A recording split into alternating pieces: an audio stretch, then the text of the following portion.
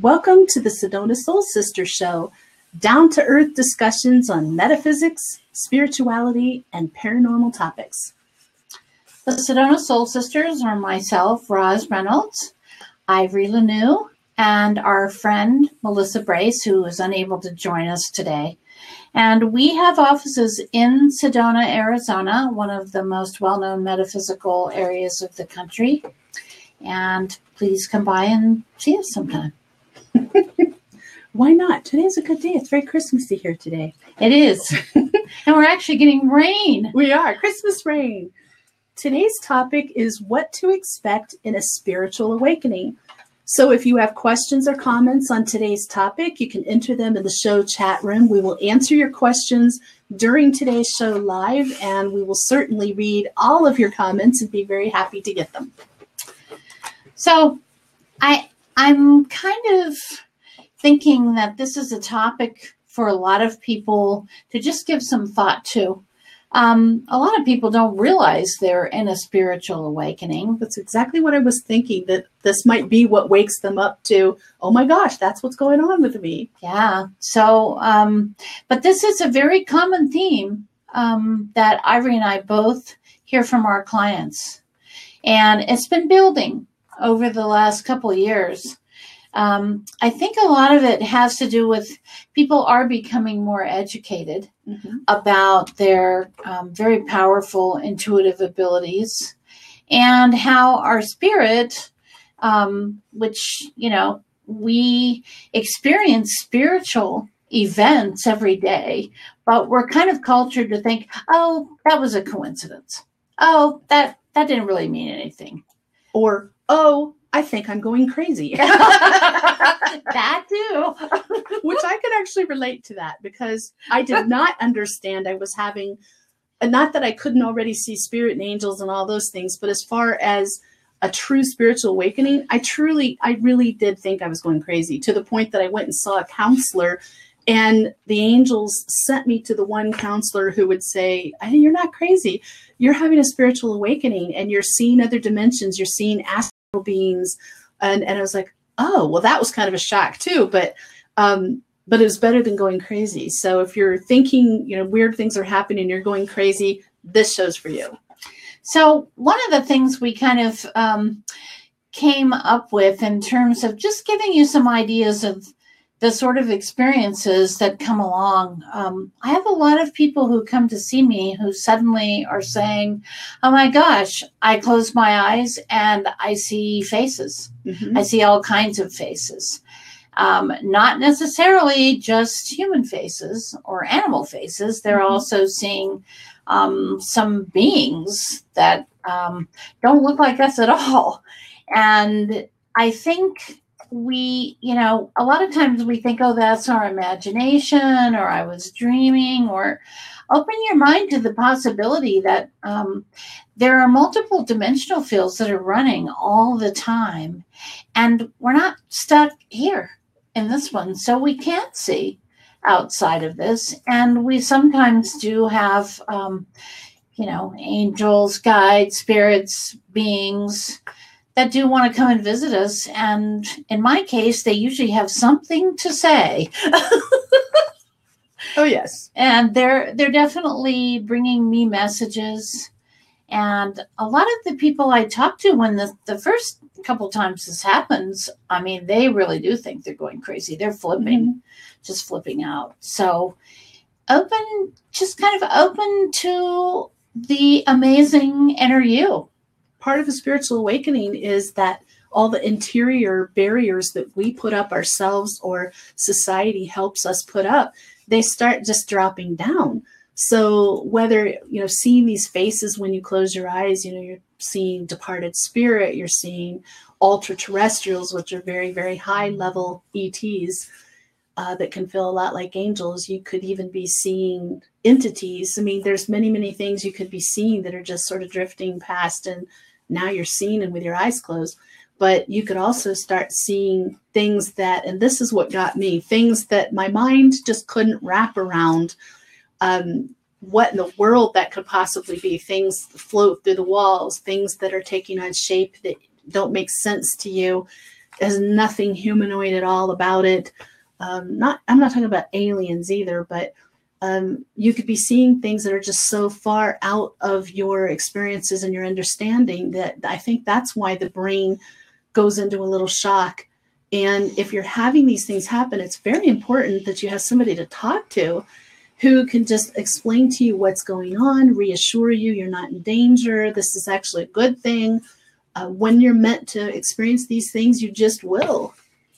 Well, I think one thing we should bring up here is that in our culture, in our society, there are a tremendous number of people who go through a rigorous course of psychological or psychiatric, for that matter, study. And then they go out as practitioners. One interesting thing that I wanted to bring up about Ivory is that she actually has that background. So I've laughed over the years because I have had discussions at times with psychologists, and they're looking at me like, okay, I don't think you're really with us here. And I'm saying, hey, big difference between psychic and psychology. And yet they're kind of blended in a way, but there is a difference there. And getting comfortable with that's really important, especially in your spiritual awakening. And I think along that lines, yes, I worked in a psychiatric hospital when I started my mental health career. And that was very much an eye-opener because very quickly I learned that all the psychiatrists there believed that if you saw anything, spirit, anything unusual, you heard voices, you need to be on medication. You're going to need a little inpatient stay to get you on medication, get you stabilized. And you can bet I did not talk about those things. But angels have an interesting way of guiding people to the people who can help them. So on my caseload, I had all the people who were abducted by aliens. And these were people that had proof about this. People who saw spirit, people who were shaman, people who were medicine men, anybody who'd had a plethora of supernatural and paranormal involvement ended up on my caseload. And I knew that wasn't a coincidence. It was so that they could talk to me in private and I could say, listen, I believe you. I can feel the sincerity of what you're saying. It does not feel like an illness. Yes, some of them had mental illness mixed into that, but you have to be careful who you open up to. I'm going to tell you a little experience I had in the midst of my spiritual awakening. Before I found that counselor who was really awesome, I went to a family friend who's a psychologist, and he said to me, I told him what's happening, and he said, this is how he sums it up. He said, well, at least you haven't done anything heinous yet. And I thought, what? I tell you what's going on here, and you think that there's a chance I might hurt somebody because I'm seeing spirit and experiencing these things. So that was really offensive. And I never went to the so-called mental health professional of that sort again, because in my whole mental health career, there was only one psychiatrist who was open to the subject of seeing spirit, hearing spirit, any kind of paranormal experiences. So choose wisely. And I think that we have seen a big change in that in the last few years. Everything that psychologists, psychiatrists learn is based on books that some other psychologist or psychiatrist wrote. I definitely would say in the case of myself, I don't really fit kind of in any of those categories. But I fortunately, was able, when I was a kid, when I started really having a lot of these experiences, to have a mother who was also very powerfully intuitive and could see that I was having some experiences that definitely went beyond imagination. I can remember people saying, "Oh, you have an amazing imagination." Meanwhile, standing right next to them is their deceased grandmother. So I'm like, okay, this isn't in my imagination, because there's no way I would know this. So I think we have to also be grounded very much in the knowledge and the experience that we're having, but we also have to look at it and go, there's a way that I'm knowing these things that there is no way that I would get that information unless it was true. And sit down and take a little inventory. If you start thinking, oh my gosh, am I going crazy? Sit down and take a little quiet time, lay down and just really tune into yourself. Is there really any signs that you're going crazy? Or are you just seeing and experiencing things? That's a whole different thing. Is your thinking still logical? Is it clear? Do you feel like you've got balance in your life? If you can say those things, then it's unlikely that you're going crazy, but it's just your mind's last fight against things that are so unusual, and it's very hard to start accepting it, that this is real.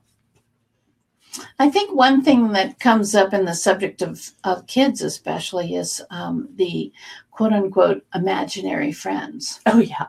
And I know from talking to a lot of parents and my own experiences of my imaginary friends that I very clearly saw, spoke their names. My parents were incredibly tolerant of that.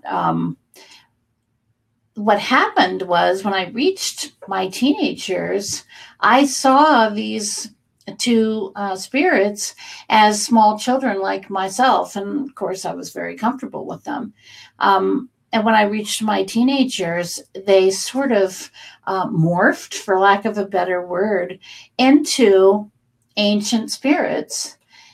But I knew, I could feel, but I also knew from the communications with them that these were the same two spirits that had always been with me. I retained the ability to see them as I got older, but a lot of people don't. So that's a good point too. So there's a difference between how children have a spiritual awakening. It might be their first spiritual awakening. I had multiple, but when you're a child, they're going to come to you in a form that you can accept, that you can relate to, even if that's not their true form. So, I think that we also were talking about this earlier, this whole foggy brain thing.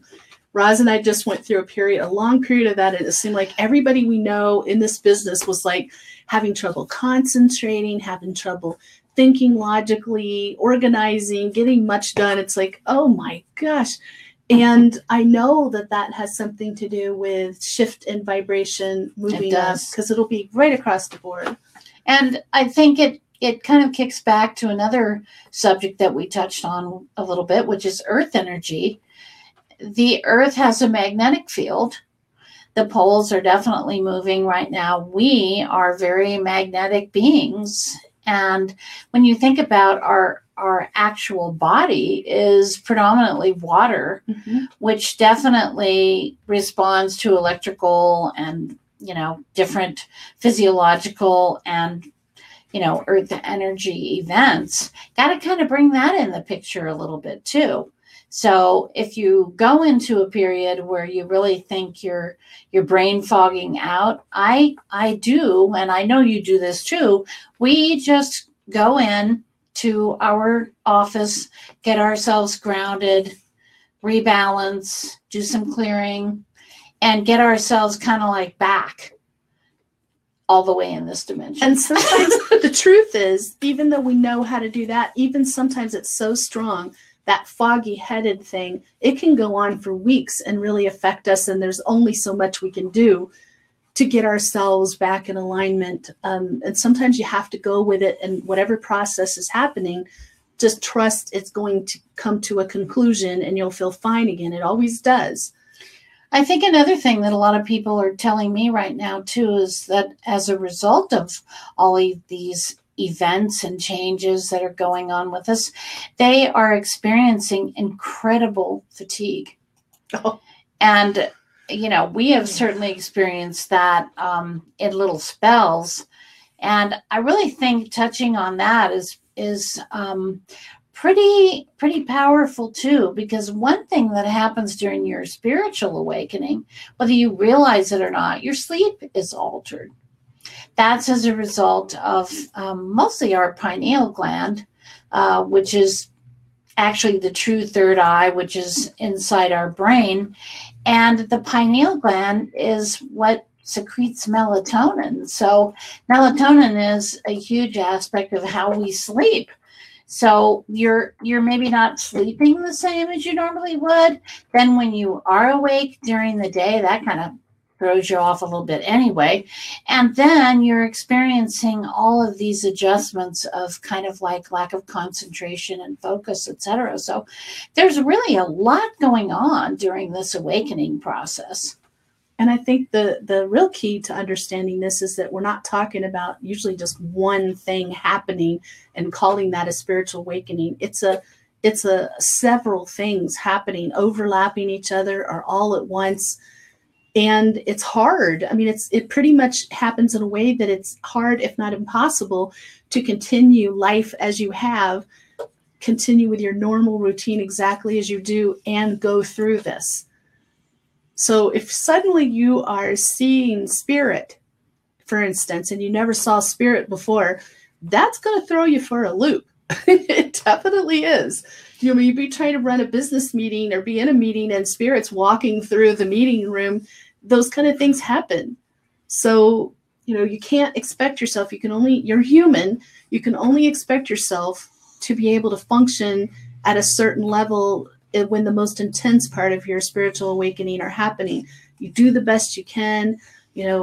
Some things, we talk about this on other shows too, but it's so true. Meditation and setting, and another thing is having a regular sleep schedule and a routine that you do at bedtime to just get your brain in a good position to sleep. But it really is about just giving yourself whatever it takes, going out and walking in nature, hiking, meditation, yoga, things that get you calm, serene, and balanced again and bring you back into your body and just help you deal with this, because you could make it stop. I mean, you can ask your angels to make it stop, but do you really want your spiritual journey to stop?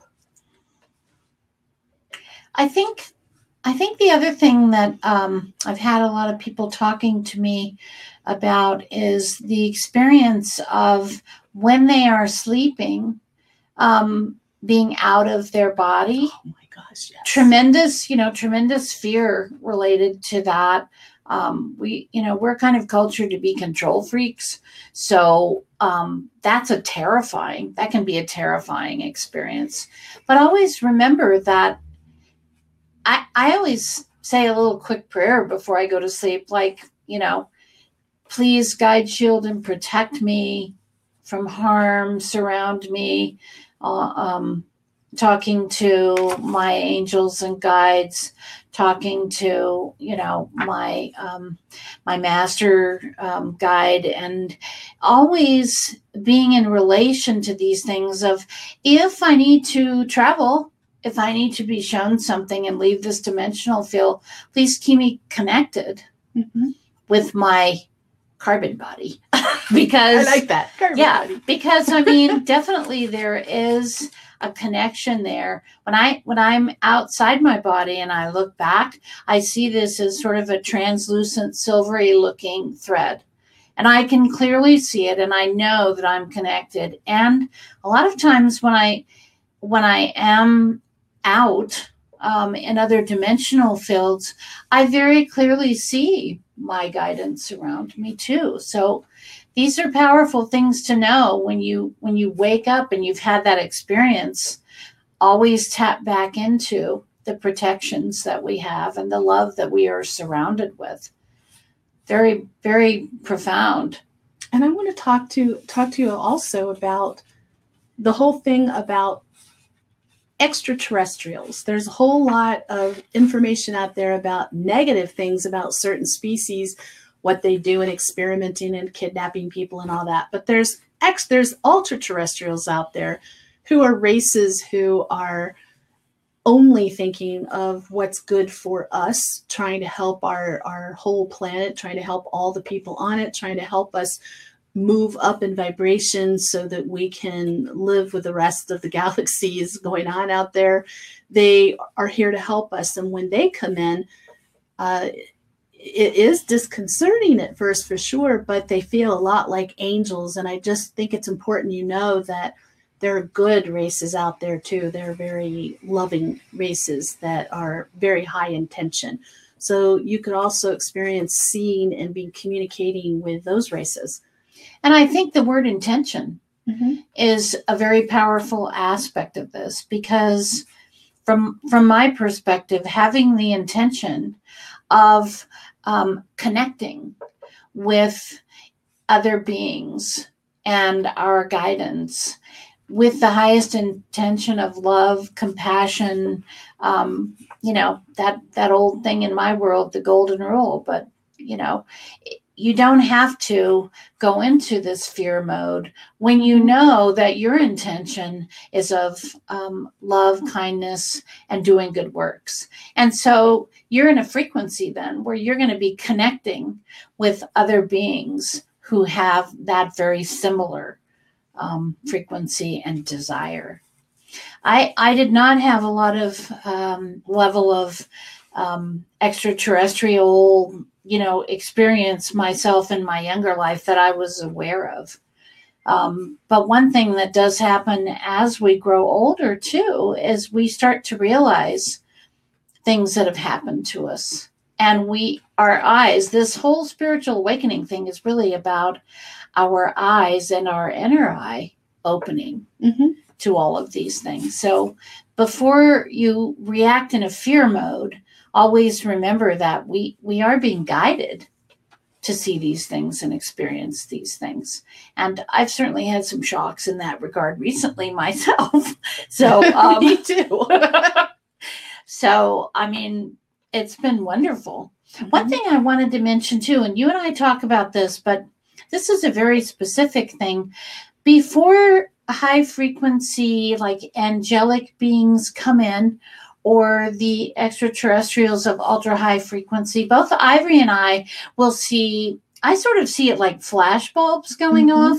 I will see these in bright white and purple and turquoise, just bright colors coming in, and then boom, there they are. It's like they're coming through the dimensional wall. So I see those things first. And I've had a couple of people come in and say, "Oh my gosh, something terrible is happening with my eyesight." And I'm going, no, open to the possibility that maybe you're seeing the entry of loving beings around you. And the other thing that goes hand in hand with that for a lot of people, and this is the thing Roz and I have, we call it our angel ear. When very high frequency beings are coming, whether it's angels or ultra terrestrials, my left ear will just start ringing at a really high frequency, and then I'll usually see them coming in. So a lot of clients are starting to mention this. Like, I don't remember how it actually comes out in our conversation, but they'll go, "Oh my gosh, is it just in one ear? And it's really high pitched?" I'm like, "Yes, that's exactly what it is." And they're like, "I thought there was something wrong with my hearing." I said, "No, you need to pay attention to, what are you seeing? What are you feeling around you? What were you thinking about as that happens?" A lot of times the angels and these beings are responding to your thoughts. Absolutely. At that time. Are you thinking of what's going on in the world or in your family? How can I help this? I don't know what to do. And boom, your angel ear starts ringing if you have that, or you see these lights. They're responding to you, asking for help.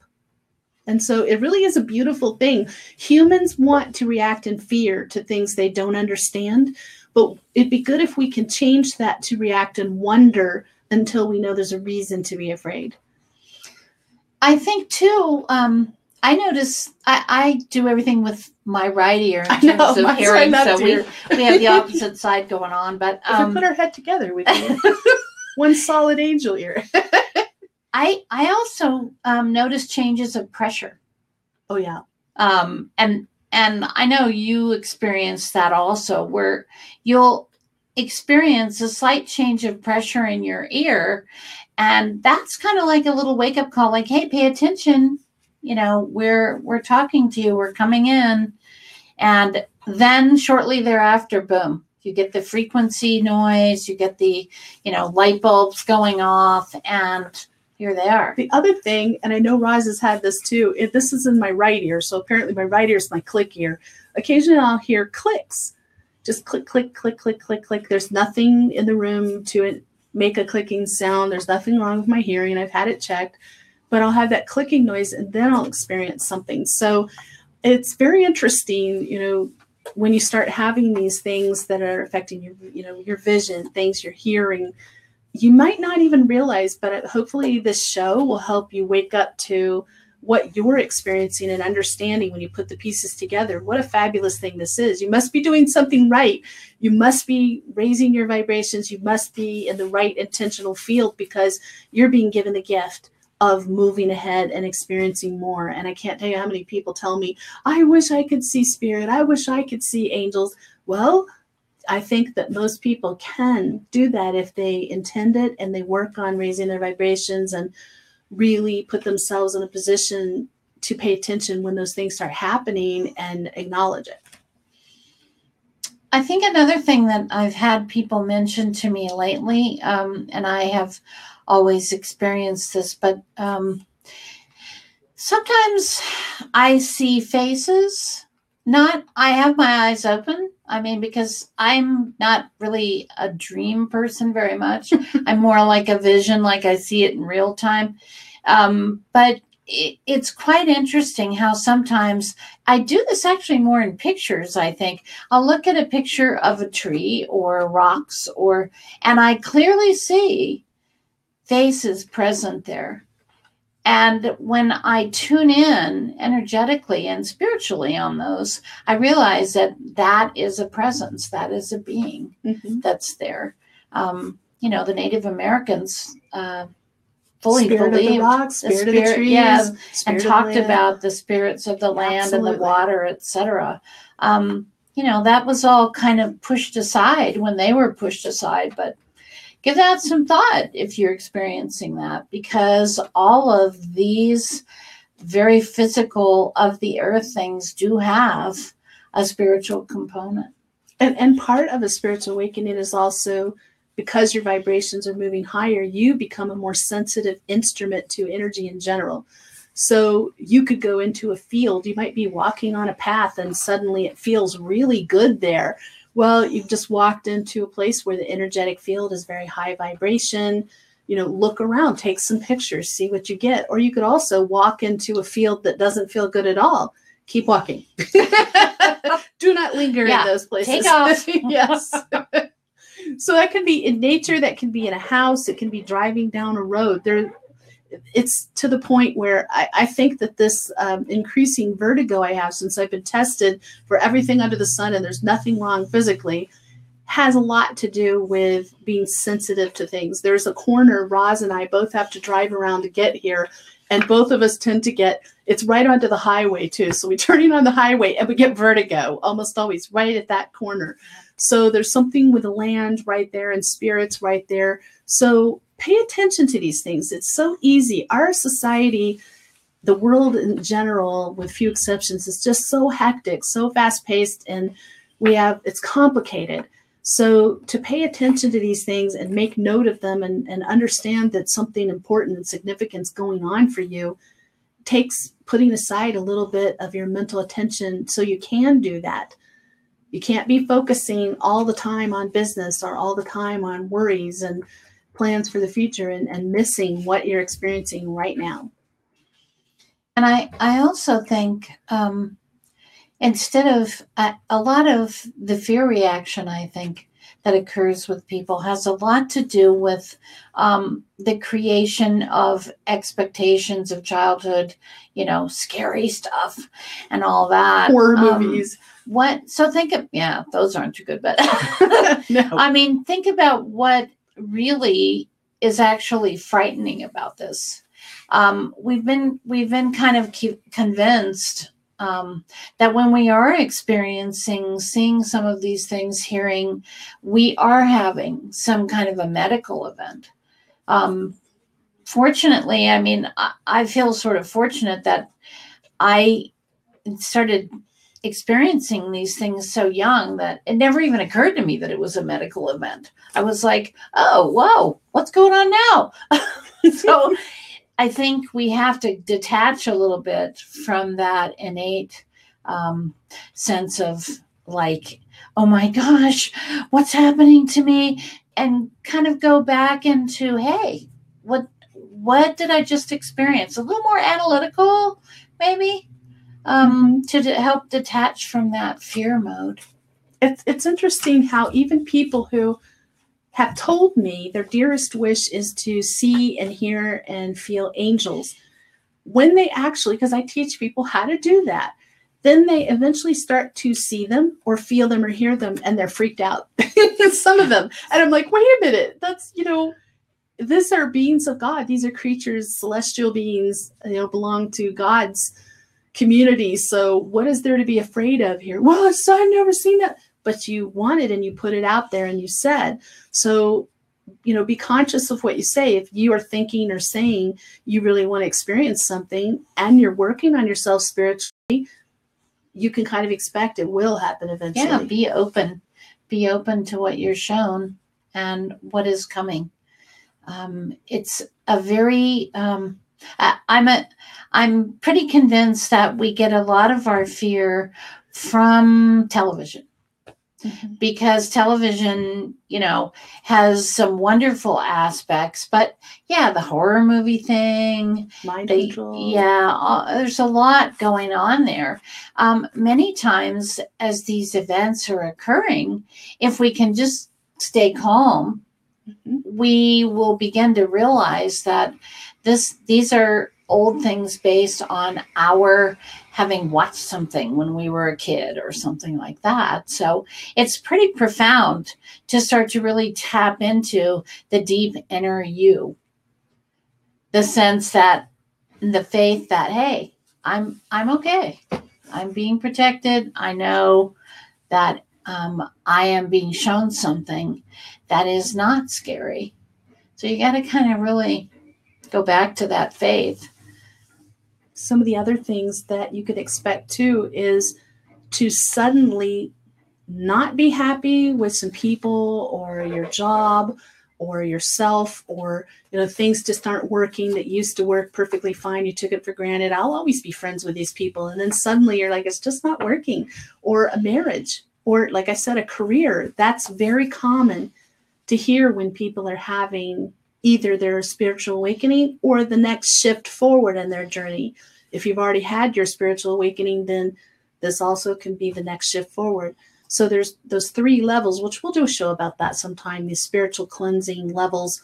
But one of them is about just realizing the people that used to work around you it's just not doing anything for you, or the work you did just isn't fulfilling anymore and you're called to do something else. It can be about changing your diet. Suddenly you want to give up tobacco. You want to give up alcohol. You want to drink more water. You want to eat an organic diet. And it kind of can progress even to vegetarian diet. I know a lot of people have done that. But there's a lot of different levels to this that happen that can be so, I won't say insidious because that makes it sound like it's bad, but it's it's more of a subtle shift that's Very part subtle. of an awakening or a big shift forward as well. Question? Christine has a statement and then she has a question. Okay, Christine, let's hear it. It says, it always seems to be out of the corner of my eye that I see things. So it's this weird gray area of saying, okay, it's nothing, but also second guessing that in a strong way. Lately, I have had dreams and that have honestly ruined the entire next day. When this happens, it's more than a nightmare. I can feel it. I can physically feel it. I will feel almost like I have a horrible hangover. And then her question is,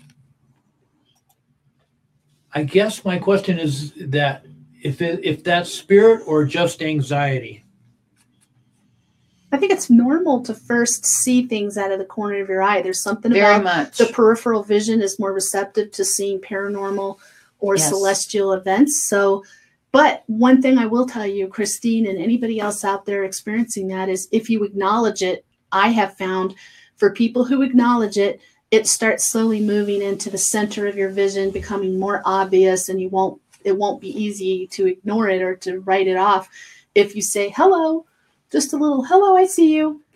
Let them know you saw them, acknowledge it, and you understand that that's something, a spirit or an angel you're seeing out of the corner of your eye, and see what happens, because there's something about that acknowledging it that tells them you're ready to have that move into your center vision, where it's easier for you to not have these doubts.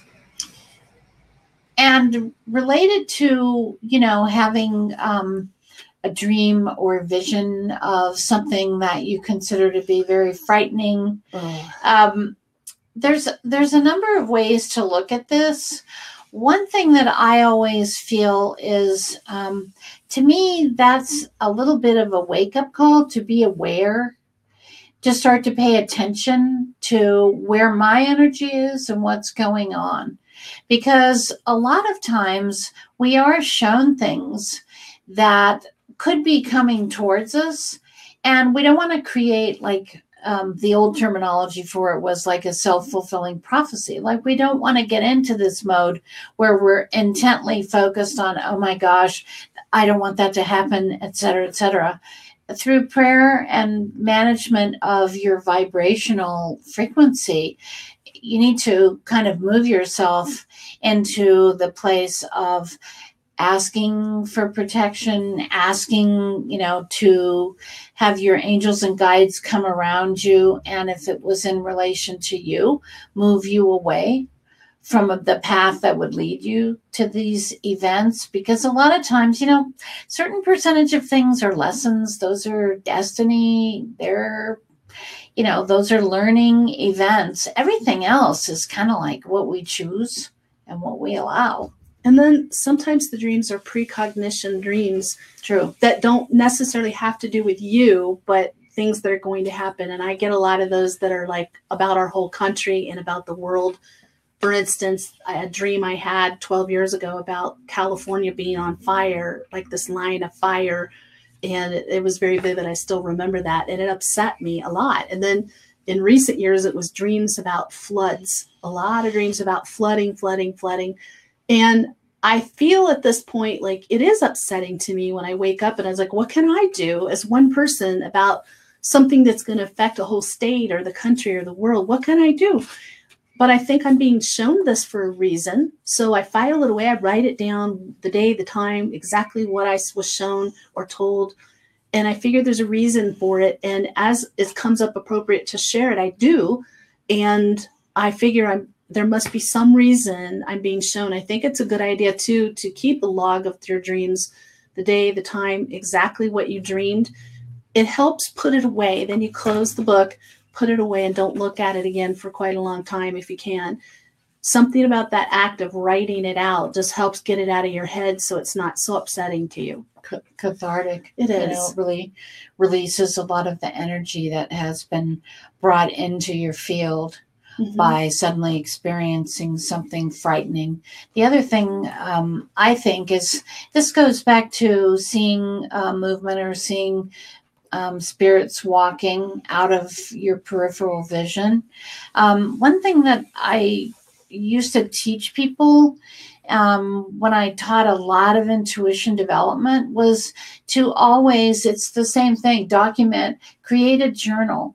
It's not just your dreams, it's when you're awake too. I don't see a lot in my dreams, but I experience a lot in real time. And I say real time a little facetiously because I'm hardly ever in real time.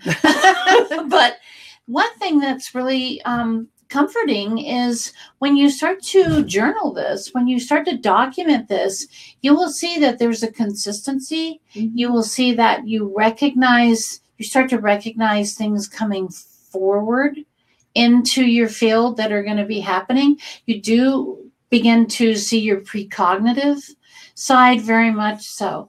So the more you can focus on kind of reassuring yourself, writing it down, that, hey, this is happening.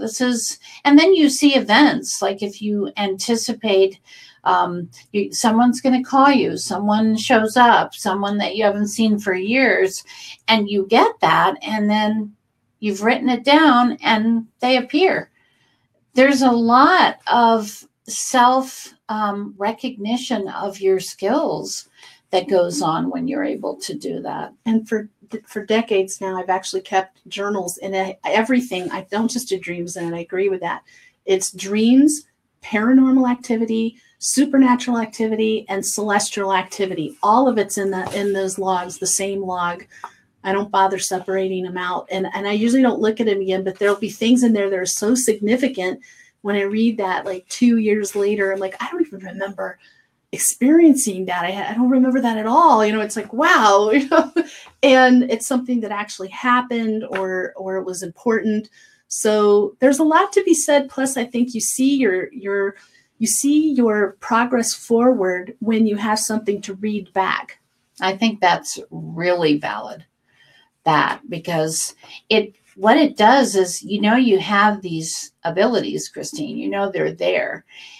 Everybody has them, but developing them and moving them forward does take a little diligence in terms of actually documenting and then saying, oh, wow, I saw this like 5 years ago. I just heard something so out there. Like, it's not about convincing anybody else. It's only about convincing yourself that these things that are happening are real. Because I always say, I totally agree with that. Thank you, Angel, because it's not about that. You're never going to convince a person who doesn't want to believe. All you can do is give the messages, the symbols, whatever it is they're receiving for a person. If you wanted to, you can give it to them. What they want to do with that is totally up to them. But if you don't believe, if you don't have that secure belief in yourself that the information you're getting is true, that you're actually experiencing these things, then there's no value to be had in it. So that's the number one issue, is getting yourself to be confident.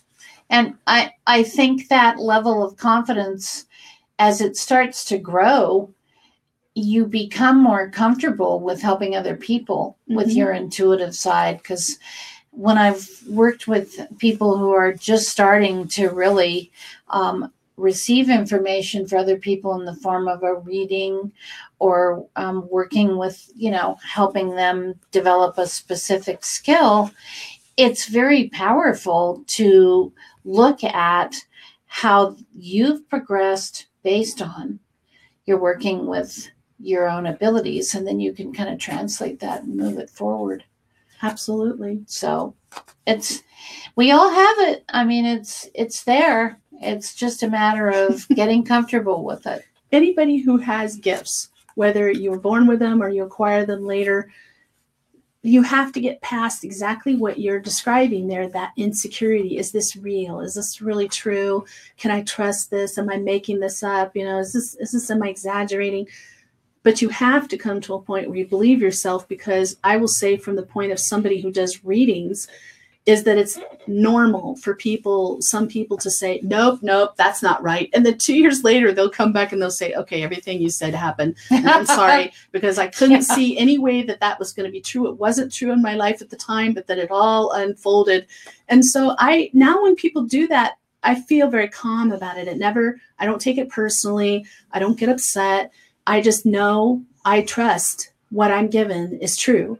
And I know that it's going to happen. And if they're not ready to accept it at the time I initially give it to them, that's okay, because I know it will unfold. So the crucial word there is know, because we talk about how we have the knowing.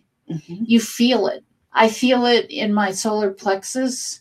I feel this intense knowledge that this is the information that my client needs. This is the information that is being sent from their angels and guides, and I just have to express that. When I feel from a client that I know what I'm going to say, they're going to have a real big objection to it, sometimes I'll silently ask my angels, is this right? Is this? And they're like, yes, yes. So I'm like, okay, I'm just going to tell them anyway. So it's funny because we do have a lot of those situations where I'm remembering one specific situation where I said to a client who was a doctor, you're going to close your practice, but you're going to be doing it out of your home. Mm-hmm. And I remember them looking at me like, you're nuts. I would never do that. And a few minutes later, those words actually came out like, no, I would never do that. Okay. Guess what? It came. So this isn't just stuff that is, small in people's lives. I mean, these are huge events that we are sent the information for them. So tune into that. You're doing it for yourself. Yeah. You're doing it for yourself. So you can read back in your journals and say, what guidance did I get, whether it was waking or asleep, whatever form, that has come to pass. And that really does lead to you feeling that surety about the messages and the signs that you get, whether it's in dreams or waking. The deeper subject that Christine mentioned was, seeing things in a dream format that are so frightening. And that's not always precognition. No, it's not. There are deep-seated thoughts and fears that we have within us. And I think documenting those scary things too also kind of gives you a little more balance. Like you were saying, there is a little bit of a cathartic effect there. My recent dream about my daughter and I having climbed up, turned around, and we're standing on the edge of a cliff, and I'm hanging under the trees for dear life because I'm terrified of heights. And even in the dream, I'm thinking, wow, this is so full of symbolism. And I knew that when I woke up, I'm like, I got to write this down. This is important. It's full of symbolism. So, powerful. Not everything's literal. Not everything you see is going to True. happen. Not everything means exactly what you see. But I know for me, I feel it. And I think that comes with that sense of surety and knowing about your gifts. I know when I'm having a precognitive dream. It feels different. That's true. So you're tapping into how it feels, whether you have the knowing or whether you have the sense of like, okay, I'm being shown something here, but I'm not being shown in a literal format. I think the hardest thing when it comes to spiritual awakenings, the people who seem to have the hardest time with it are the very conservative people, like doctors, lawyers, people who've been taught a very specific way to live and look at things. And now they're seeing spirit, they're hearing spirit, they're seeing angels, all these things are happening, and it turns their world inside out and upside down. They have the hardest time. And then and that's when we hear, I think I'm going crazy. Yeah. I must have been I am a very logical thinker, so I did think I was going crazy. And I already saw spirit and angels, so go figure. I think it's just kind of planted. It's kind of planted in our heads that like, hey, this isn't real.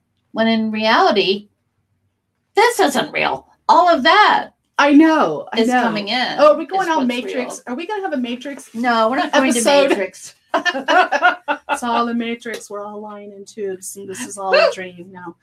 I do think we're controlled as to what we think is real and what's true. Absolutely. There's a lot of that. But I don't think it's exactly like in the Matrix. I'm joking about that. This is a conversation we tease each other about now and then. Yeah. But the spiritual awakening can be so many different things. And I was just thinking about this. People listening out there who are like, how can she grow up seeing spirits and angels and be freaked out? Well, let me tell you, what I was seeing was astral beings out of the blue. When the harmonic convergence was going on, I think that was 84, all of a sudden, I'm seeing astral beings, and they were floating through the wall. I'm wide awake, and they're floating through the wall into my bedroom, hovering right next to my bed, sometimes touching my face, bouncing around in the living room between my room and my little girl's room, which terrified me because I couldn't move. I was frozen, and I was shaking.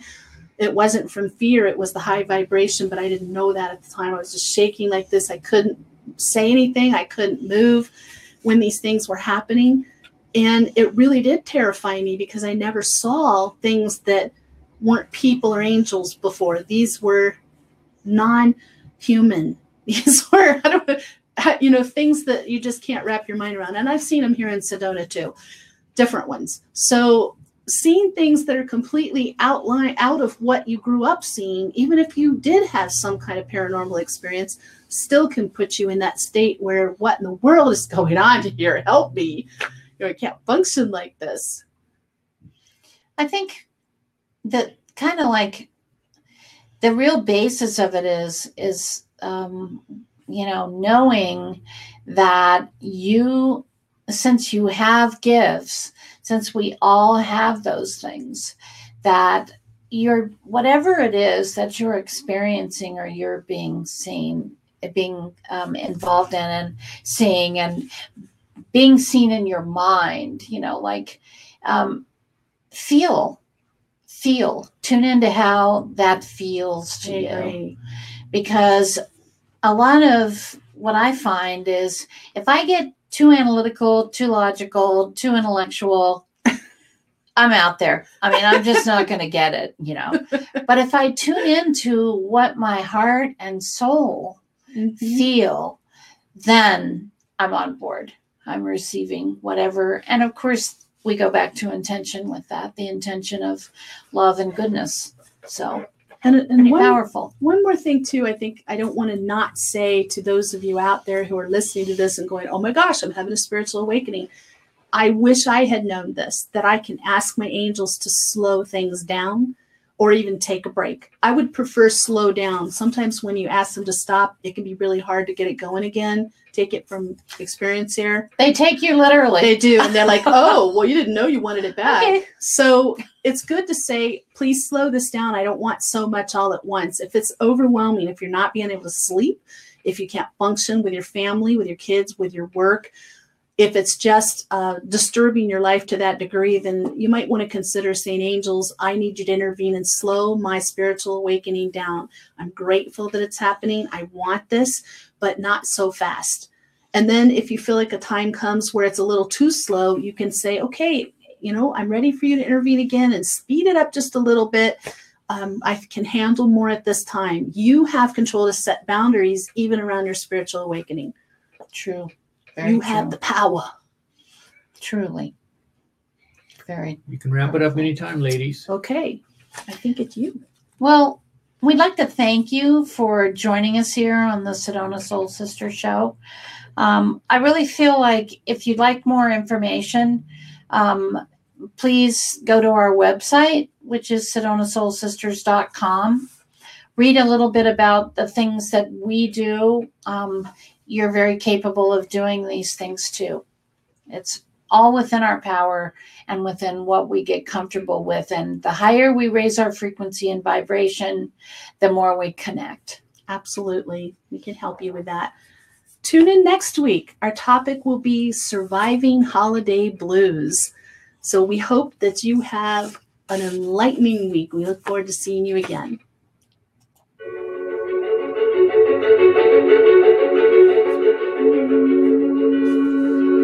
Welcome back to the haunting of Sedona. Oh, my little. I'll update the notes on it. My post-it life. Oh my gosh, my back was hurting so bad. I wanted to go. I was trying to sneak my hand back there, and I'm like, I need to sit back in this chair for this show. It's just too Maybe much. you need a pillow. Something. Or I could just sit like this. But if you're not doing it, then it's weird because I'm like a foot behind you. I could do it. If I sit my chair a little forward and I sit back, we'll be okay. I got to remember to do something like that. I'm just kind of an intense